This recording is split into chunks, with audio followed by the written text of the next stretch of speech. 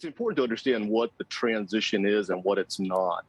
As we've talked about in the past, the energy transition has always been with us from the very earliest times of this country and even man itself. The transition has always been from less energy to more energy. It's been from less energy dense sources to more energy dense sources. So you think about the history. We used to burn wood or whale oil. We used to burn coal. And we've moved from those sources to oil and gas to even nuclear power, which is an incredibly energy dense source. That's been the history of energy transition. It's never been to replace something in the fuel stack with something else. The only thing that's ever gone away is whale oil, the source that I mentioned earlier. So that's the transition that we need to keep in mind as we think about this. It's not transitioning away from fossil fuels, for instance. It's transitioning to more energy because that's what's needed to grow these economies all around the world.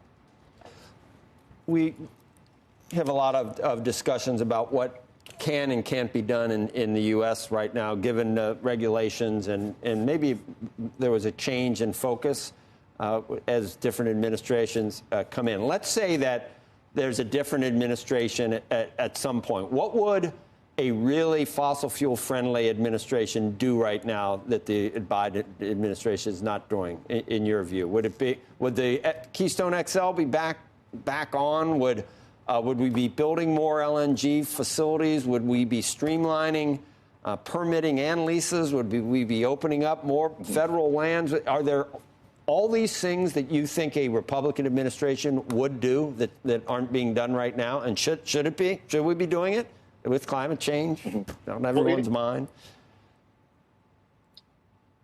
Yeah. No, absolutely. Look, Joe, one of the things that we can do, we have an enormous opportunity here in the United States to take advantage of our incredible resources, natural gas, oil, you name it, our artificial intelligence that allows us to develop new technologies, new energy sources, be it fusion energy or battery storage technologies, whatever it is.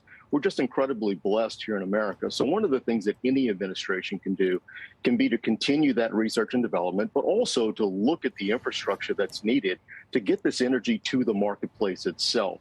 So when you look at pipeline infrastructure, for instance, can we develop more? Can we go faster? Can we make the regulatory processes more transparent, more certain, so that the financial institutions that lend money for these projects can understand clearly that they will be approved? Those are interim steps that we can take, but are very important steps. We're not going to do that, though, Dan, right? We can increase our production. We're not going to do that currently. Well, I think the administration took at least one first step about 2 weeks ago in approving some export authorizations.